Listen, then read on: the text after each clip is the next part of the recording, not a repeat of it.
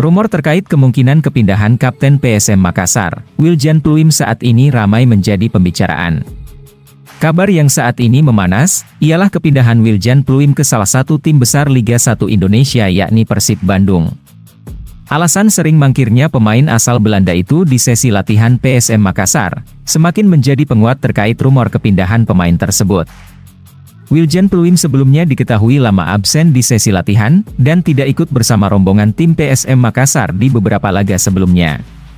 Bagi seorang Wiljan Pluim yang sudah dianggap ikon dan salah satu legenda hidup dari PSM Makassar, rumor ini tentunya menjadi kabar buruk bagi para supporter yang membuat mereka harap-harap cemas.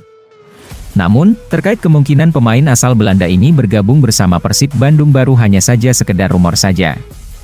Menurut sumber internal PSM kepada Fajar Co. ID, pemain asal Belanda itu diketahui memiliki hubungan yang kurang baik dengan pelatih Persib Bandung saat ini, yakni Bojan Hodak.